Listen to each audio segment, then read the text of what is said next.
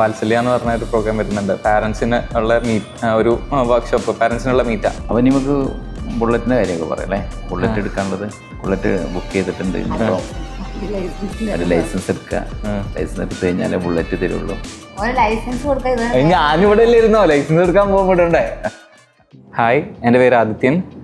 ഞാൻ ഡോപ്പയിൽ സ്റ്റുഡൻ്റ് ആയിരുന്നു. ഞാനിപ്പോൾ കോഴിക്കോട് മെഡിക്കൽ കോളേജിലെ സെക്കൻഡ് ഇയർ MBBS സ്റ്റുഡൻ്റാണ്. ഞാൻ ഡോപ്പയിൽ മെൻറ്ററാണ്. അപ്പം ഇപ്പോൾ എക്സാം അടുത്തല്ലോ, ഇനിയിപ്പോൾ 2 മാസമാണ് നമുക്ക് എക്സാമിലേക്കുള്ളത്. അപ്പോൾ ഈ ഒരു സമയത്ത് പാരൻസ് ആണെങ്കിലും സ്റ്റുഡൻസ് ആണെങ്കിലും ഒരുപോലെ കൺസേൺഡ് ആയിരിക്കും. അപ്പോൾ ഈ സമയത്ത് എൻ്റെ പ്രിപ്പറേഷൻ സമയത്ത് ഞാൻ എങ്ങനെയായിരുന്നു ചെയ്തിരുന്നുള്ള കാര്യങ്ങൾ ചോദിച്ചറിയാൻ വേണ്ടി എൻ്റെ പാരൻസിനെ ഞാൻ അവിടെ കൊണ്ടിട്ടുണ്ട്. അപ്പം നമുക്ക് അവരെ വെൽക്കം ചെയ്യാം. ഇവനെ ഞങ്ങൾ എല്ലാ ആഴ്ചയും പോയി ഹോസ്റ്റലിൽ പോയി കാണുമായിരുന്നു. കാരണം ഇവന് കുറച്ച് ടെൻഷൻ്റെ ആളാണ്. അപ്പം സാറിനറിയാമല്ലോ. അപ്പോൾ ഞങ്ങൾ എല്ലാ ആഴ്ചയും പോയി കാണലുണ്ടായിരുന്നു. അവിടെ ആയിരുന്നപ്പോൾ ഇവിടെ ആയിരുന്നപ്പോൾ ആഴ്ച വന്ന് കണ്ട് ഒരു കോൺഫിഡൻറ്റ് കൊടുക്കലായിരുന്നു. ഞങ്ങളെ കണ്ടു കഴിഞ്ഞാൽ പിന്നെ ധൈര്യമായി. ഞങ്ങളെപ്പോഴും കാര്യങ്ങൾ പറഞ്ഞു കൊടുക്കുക എന്നുള്ള രീതിയുള്ളൂ. പോസിറ്റീവായിട്ടുള്ള കാര്യങ്ങളെ പറയുള്ളൂ. അഥവാ എന്തെങ്കിലും പ്രോബ്ലം വന്നു കഴിഞ്ഞാൽ സപ്പോർട്ട് കൊടുക്കുക, എപ്പോഴും സപ്പോർട്ട്. ചീത്ത പറഞ്ഞിട്ടില്ല. ചിലപ്പോൾ മാർക്കൊക്കെ ചിലപ്പോൾ ചില സമയത്ത് കുറയലുണ്ട്, എങ്കിലും സാരമില്ല, ക്ലിയർ ചെയ്യാന്നുള്ളൊരു കാഴ്ചപ്പാട് മാത്രമേ ഉണ്ടാവുള്ളൂ. എപ്പോഴും അതാ കൊടുക്കല്. നിഹാ സാറിനറിയാം, ഞങ്ങൾ എന്തെങ്കിലും സാറിൻ്റെ അടുത്തൊന്ന് പറയും. അപ്പോൾ പിന്നെ ഞങ്ങൾ അവനോട് തന്നെ ഞങ്ങൾ പറയും, ടെൻഷൻ അടിക്കണ്ട, സാറില്ല, അടുത്തതിന് റെഡിയാക്കാന്ന് പറഞ്ഞാൽ അങ്ങനെ പറഞ്ഞു പോകലായിരുന്നു. ആഴ്ച വന്ന് കണ്ടുപോകായിരുന്നു.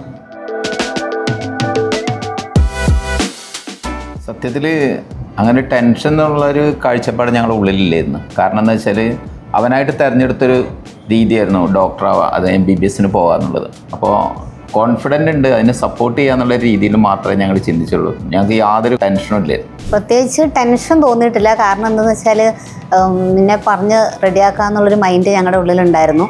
പിന്നെ ഒരു കോൺഫിഡൻസ്, എന്തായാലും ഇവിടെ ആണല്ലോ അവൻ, അപ്പോൾ കറക്റ്റായിട്ട് അവൻ കാര്യങ്ങൾ ചെയ്യും എന്നുള്ളൊരു വിശ്വാസമുണ്ട്.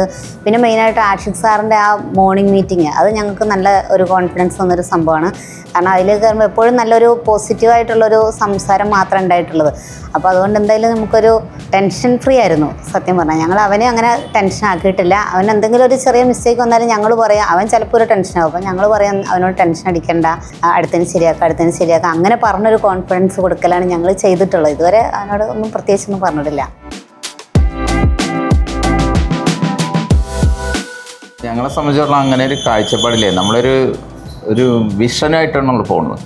ആ വിഷൻ, ആ ടാർഗറ്റ് എത്തിക്കാനുള്ള രീതിയിൽ പല പ്രോബ്ലങ്ങൾ വരുമ്പോഴും അതിനൊന്നും ഞങ്ങൾ നോക്കിയിട്ടില്ല, ശ്രദ്ധിച്ചില്ല. കാരണം MBBS എന്നുള്ളൊരു കാഴ്ചപ്പാടിൻ്റെ ഉള്ളിലായിരുന്നു. അപ്പോൾ അതിൽ പല പ്രോബ്ലങ്ങൾ വരികയാണെങ്കിൽ അതിനൊക്കെ തരണം ചെയ്യാനുള്ളൊരു മൈൻഡ് സെറ്റ്, ആറ്റിറ്റ്യൂഡ് ഞങ്ങളെ ഉള്ളിലുണ്ടായിരുന്നു. നമ്മുടെ ഫോക്കസ് ഇവൻ്റെ നീറ്റ് ക്രാക്ക് ചെയ്യുക എന്നുള്ളത് മാത്രമായിരുന്നു നമ്മളൊരു ഫോക്കസ്. അതുകൊണ്ട് നമ്മൾ വീട്ടിൽ എന്ത് വിഷയം ഉണ്ടായാലും, കല്യാണം കാര്യങ്ങളുണ്ടായാലും അതിലേക്കൊന്നും അവനോട് ഞങ്ങൾ പറഞ്ഞിട്ട് പോലും ഇല്ല എന്നുള്ളതാണ് സത്യം. ഈവൻ ഒരു മരണം ഉണ്ടായാൽ പോലും ഞങ്ങൾ അവനോട് പറഞ്ഞിട്ടില്ല. അങ്ങനെയും പോലും ഒരു ടെൻഷൻ ആവണ്ട എന്നുള്ള വിചാരിച്ചിട്ട് അവനും അങ്ങനെ തന്നെയായിരുന്നു. എന്തെങ്കിലും കേട്ടോ കുറേ കഴിയുമ്പോൾ ഞങ്ങൾ പറയും ഇങ്ങനെ സംഭവിച്ചു, അല്ലെങ്കിൽ ഇവിടെ ഒരു കല്യാണം, അതൊക്കെ പറയാം. അതൊന്നും അവന് വിഷയമില്ല, ഞങ്ങൾ പറഞ്ഞിട്ടുമില്ല. അങ്ങനെയായിരുന്നു ഞങ്ങൾ ചെയ്തുകൊണ്ടിരുന്നത്. കാരണം നമ്മൾ കുട്ടികളെ അങ്ങനെ വല്ലാതെ അതിലേക്കല്ല, നമ്മുടെ ഫോക്കസ് എന്താണ്, നമ്മൾ നീറ്റ് ക്രാക്ക് ചെയ്യുക എന്നുള്ളതാണ് നമ്മുടെ ഫോക്കസ്. അതിലേക്ക് എത്തിക്കുക. അതിനിടെ നമുക്ക് എന്തൊക്കെ ഉണ്ടായാലും അതിനെയൊക്കെ മാറ്റി വയ്ക്കുക, നമ്മുടെ ലക്ഷ്യത്തിലേക്ക് നമ്മൾ എത്തുക എന്നുള്ളൊരു കാര്യം മാത്രമാണ് ഞങ്ങൾ വിചാരിച്ചത്. പൊതുവേ അങ്ങനെ ഉണ്ടാവില്ല, എന്നാലും മൈൻഡ് പറ്റ പോയതുകൊണ്ടാണല്ലോ അങ്ങനെ പറഞ്ഞത്. നിങ്ങളൊരു കാഴ്ചപ്പാടുണ്ടായിരുന്നു. അപ്പോൾ എന്ത് തന്നെയാലും ചെന്ന് സംസാരിച്ചപ്പോൾ ഞങ്ങളൊരു കോൺഫിഡൻറ്റ് കൊടുത്തു. കാരണം എന്താ വെച്ചാൽ, ഞാൻ നേരത്തെ എൻ്റെ ഉള്ളിലുള്ളൊരു ഇതെന്താ വെച്ചാൽ, നമ്മൾ ഓട്ടത്തിന് ഇറങ്ങിക്കഴിഞ്ഞാൽ എല്ലാവരും ജയിച്ചോളണമെന്നില്ല. പക്ഷെ ഓടിയാലല്ലേ ജയിക്കാൻ പറ്റുള്ളൂ. അപ്പോൾ തോറ്റാലും പ്രശ്നമില്ല, ധൈര്യത്തിൽ ഓടിക്കോ, കൂടെ ഞങ്ങളുണ്ട് എന്നുള്ളൊരു കോൺഫിഡൻറ്റ് ഞങ്ങൾ കൊടുത്തിരുന്നു. 100% ഞങ്ങൾ ഒന്നും കൂടി റിപ്പീറ്റ് ചെയ്യാൻ വേണ്ടിയിട്ട് പറയായിരുന്നു, അഥവാ കിട്ടിയിട്ടില്ലേ. കാരണം കിട്ടാതിരിക്കില്ല എന്നുള്ളത് 100% ഞങ്ങൾക്ക് ഉറപ്പാണ്. കാരണം വെച്ചാൽ കിട്ടുമെന്നുള്ളൊരു കോൺഫിഡൻറ്റ് ഞങ്ങളുടെ ഉള്ളിലുണ്ടായിരുന്നു. കാരണം അവൻ്റെ ഏറ്റവും വലിയൊരു ആഗ്രഹമായിരുന്നു. കാരണം +2 പകുതിയായ സമയത്താണ് പറഞ്ഞത്. അതിന് മുന്നേ ഡിഗ്രിക്ക് പോവുക അല്ലെങ്കിൽ വേറെ എന്തിനേലും പോവുക അങ്ങനെയൊക്കെയാണ് പറഞ്ഞത്. അതിന് +2 എക്സാം ഒരു പകുതിയോടടുത്തപ്പോഴാണ് അവൻ ചോദിച്ചത്, അപ്പം ഞാൻ എൻട്രൻസിന് പോയാലോ എന്ന് ചോദിച്ചു. അപ്പോൾ ഞങ്ങൾ എന്നാൽ നിനക്ക് അതാണ് ഇഷ്ടമെങ്കിൽ അങ്ങനെ പോയിക്കോ. ഞങ്ങൾ ഒരു കാരണത്തിലും അവനെ ഫോഴ്സ് ചെയ്തിട്ടില്ല. അതാണ് യഥാർത്ഥ സത്യം. അപ്പം ഞങ്ങൾക്ക് ആ ഒരു ഇതുണ്ട്, അവൻ്റെ ഉള്ളിലുള്ളതാണല്ലോ, അപ്പം നമ്മൾ ഫോഴ്സ് ചെയ്യുന്നതല്ല. അപ്പം അതുകൊണ്ട് അവൻ നേടിയെടുക്കും എന്നൊരു വിശ്വാസം ഉണ്ടായിരുന്നുകൊണ്ട് ഞങ്ങൾ ഒരു പക്ഷേ ചെയ്തേനും. ഒന്നുകൂടെ എഴുതട്ടെ എന്ന് ചോദിച്ചാൽ ഓക്കെ പറഞ്ഞേ. ഞാനിവിടെ ഡോപ്പയിൽ റിപ്പീറ്റ് ചെയ്യുന്ന സമയത്താണെങ്കിലും എൻ്റെ കൂടെയുള്ളവർക്ക് എക്സാമിനോട് അടുത്ത സമയത്തൊരു 2 ആഴ്ചയൊക്കെ ബാക്കിയുള്ള സമയത്ത് അവരിങ്ങനെ കുറച്ച് ടെൻഷനൊക്കെ ആവുന്ന സമയത്ത് ഇവിടുന്ന് പിന്നെ വെക്കേറ്റ് ചെയ്ത് വീട്ടിൽ പോയിട്ട് ബാക്കി വീട്ടിൽ നിന്ന് ചെയ്യാം, 2 ആഴ്ച എക്സാമിനുള്ളൂ, ബാക്കി വീട്ടിൽ നിന്ന് പ്രിപ്പയർ ചെയ്യാമെന്നൊക്കെ വിചാരിച്ചിരുന്നു. പക്ഷേ ഞാൻ എക്സാമിൻ്റെ അന്ന് രാവിലെ ഇവിടെ നിന്നാണല്ലോ പോയത്. എന്നോട് ഞാൻ വീട്ടിൽ വരട്ടെ എന്ന് ചോദിച്ച സമയത്ത് ഇവിടെ നിന്ന് തന്നെ പോയാൽ മതി എന്നുള്ള രീതിക്കാണല്ലോ പറഞ്ഞത്. അപ്പോൾ അതെന്തായിരുന്നു അങ്ങനെ പറഞ്ഞത്? അതങ്ങനെ പറയാനുള്ള കാരണം എന്താണെന്ന് വെച്ചാൽ നമുക്ക് പെട്ടെന്നൊരു അറ്റ്മോസ്ഫിയർ മാറുമ്പം അവരെ മൈൻഡ് മാറണ്ട. അപ്പം നല്ലൊരു അന്തരീക്ഷത്തിൽ നിന്നിട്ട് പെട്ടെന്ന് വീട്ടിൽ വരുമ്പോൾ എന്ത് തന്നെയാലും വീട്ടിലെ അന്തരീക്ഷം വേറൊരു അന്തരീക്ഷമാവും. അപ്പോൾ അതിൽ നിൽക്കുമ്പം നമ്മളെന്തായാലും അത് നമ്മളെ കുട്ടികളെ എക്സാമിനെ ബാധിക്കും. അപ്പോൾ അത് വരണ്ട എന്നുള്ളൊരു നല്ലൊരു ഉദ്ദേശത്തോടു കൂടിയാണ് എന്തായാലും ഇവിടെ തന്നെ നിൽക്കുക. കാരണം തലേദിവസം രാത്രി ആയാലും നമ്മളെ മെൻറ്റേഴ്സും ഫാക്കൽറ്റീസും ഒക്കെ വന്ന് നമുക്ക് മെയിനായിട്ടുള്ള എന്തെങ്കിലും ക്വസ്റ്റ്യൻസോ കാര്യങ്ങളൊക്കെ പറഞ്ഞു തരുമ്പോൾ അതും കൂടെ നമുക്ക് ആ ലാസ്റ്റ് സമയമാകുമ്പം നമ്മളെ മൈൻഡിലുണ്ടാവുമല്ലോ. അപ്പം നല്ലൊരു നിന്ന ആ അറ്റ്മോസ്ഫിയറിൽ തന്നെ പോയിക്കോട്ടെ എന്നുള്ള വിചാരത്തിലാണ് ഞങ്ങൾ ഇവിടെ തന്നെ അവനോട് നിൽക്കാൻ പറഞ്ഞിട്ട് രാവിലെയാണ് ഇവിടുന്ന് പോയത്.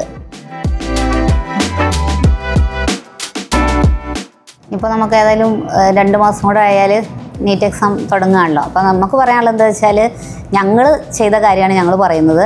ഫുൾ സപ്പോർട്ട് ചെയ്യുക, കുട്ടികളുടെ കൂടെ 100% പേരൻസ് നിൽക്കുക എന്നുള്ളതാണ് ഞങ്ങൾക്ക് കാര്യമായിട്ട് പറയാനുള്ളത്. കാരണം അവർ ഏതൊരു പ്രതിസന്ധിയിലും അവരെ കൂട്ടത്തിൽ താങ്ങായിട്ട് നിൽക്കുക എന്നുള്ളതാണ്. ഞങ്ങൾ അങ്ങനെയാണ് നിന്നത്, അതാണ് മെയിനായിട്ട് പറയാനുള്ളത്.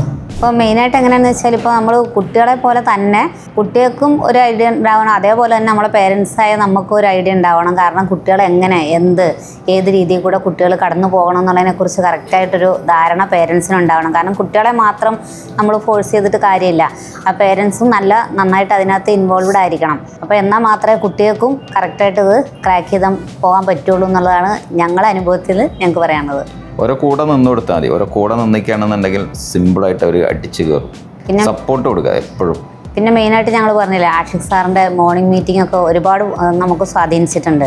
കാരണം അതിൽ നമ്മൾ കയറിയിരുന്നാൽ നമുക്ക് യാതൊരുവിധ ടെൻഷനും കുട്ടികൾക്കായാലും പേരൻസിനായാലും ഉണ്ടാവില്ല. ഓരോ ദിവസവും പോസിറ്റീവായിട്ടുള്ള നല്ല എനർജറ്റിക് ആയിട്ടുള്ള കാര്യങ്ങളാണ് പറഞ്ഞു തരുന്നത്. അപ്പോൾ ഏതൊരു മൈൻഡ് ഡൗൺ ആയ കുട്ടിക്കും മൈൻഡിനെ പോസിറ്റീവ് ആക്കാനും അതേപോലെ തന്നെ പേരൻസിനായാലും നല്ലൊരു പോസിറ്റീവ് കിട്ടുന്നൊരു സംഗതിയായിരുന്നു ആ മോർണിംഗ് മീറ്റിംഗ് എന്നുള്ളത്. അതേപോലെ തന്നെ എല്ലാ ഫാക്കൽറ്റീസും നന്നായിട്ട് സപ്പോർട്ട് ചെയ്തിട്ടുണ്ട്.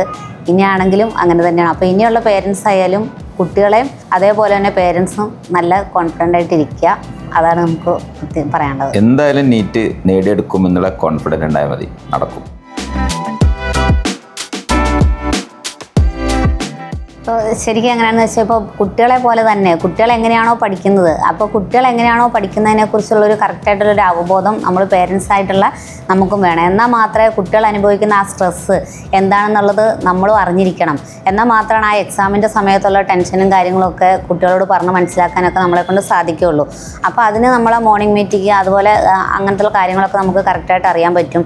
അതേപോലെ തന്നെ കുട്ടികൾ എത്ര സമയം പഠിക്കണം, എത്ര മണിക്കൂർ പഠിക്കണം, അതുപോലെ കുട്ടികൾ കറക്റ്റായിട്ട് ഉറങ്ങേണ്ട ടൈം അതൊക്കെ നമ്മൾ അറിഞ്ഞിരിക്കണം. കാരണം കംപ്ലീറ്റ് കുട്ടികൾ ഉറങ്ങാതെ നേരം വെളുക്കോളം ഇരുന്ന് പഠിച്ചാലൊക്കെ അത് കുട്ടികളെ ബ്രെയിനിനെ ബാധിക്കും, അത് എക്സാമിനെ ബാധിക്കും എന്നൊക്കെ ഉള്ള കാര്യം പേരൻസായ നമ്മളും അത് കറക്റ്റായിട്ട് അറിഞ്ഞിരിക്കണം എന്നുള്ളതാണ് ഞങ്ങൾക്ക് പറയാനുള്ളത്. ഇപ്പോൾ ഈ 2 മാസമാണ് ഇപ്പോൾ നമുക്കുള്ളത്. ആ സമയത്ത് പഠിക്കാനുള്ളതൊക്കെ നമുക്ക് പഠിപ്പിച്ച് കഴിഞ്ഞിട്ടുണ്ട്.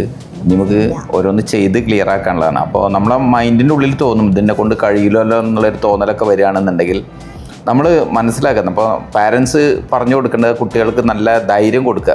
അവരെ കൊണ്ട് കഴിയാതിരിക്കില്ല, അവരെ കൊണ്ട് കഴിയും എന്നുള്ളൊരു കോൺഫിഡൻറ്റ് കാര്യങ്ങൾ ചെയ്തു കൊടുത്തു കഴിഞ്ഞാൽ അവർക്കത് ചെയ്യാൻ പറ്റും. അതുപോലെ നന്നായിട്ട് ചെയ്യാൻ പറഞ്ഞു കാര്യങ്ങളൊക്കെ ചെയ്തു നോക്കണ്ടല്ലോ. പിന്നെ ടൈമിൻ്റെ ഉള്ളിൽ അത് തീരേണ്ടതുണ്ടല്ലോ.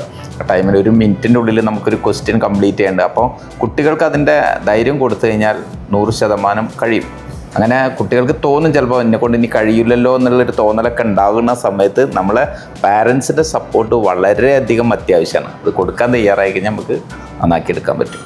ഇപ്പോൾ ശരിക്കും നീറ്റ് പോലൊരു കോമ്പറ്റേറ്റീവ് എക്സാം ആകുമ്പം എല്ലാ കുട്ടികൾക്കും ഉണ്ടാവും ടെൻഷൻ, അതേപോലെ തന്നെ നമ്മുടെ ഓരോ കുട്ടികൾക്കും ഉണ്ടാവും ടെൻഷൻ. അപ്പോൾ നമ്മൾ ചെയ്യേണ്ട കാര്യം എന്താണെന്ന് വെച്ചാൽ നമ്മൾ കറക്റ്റായിട്ട് നമുക്കിപ്പോൾ ചെയ്യേണ്ട കാര്യങ്ങൾ ചെയ്യുക, അല്ലാതെ ഇനി വരുന്ന ബാക്കിയുള്ള ദിവസങ്ങളിൽ എന്താകും എന്ന് ആലോചിച്ച് നമ്മൾ ടെൻഷൻ അടിക്കുക വേണ്ട.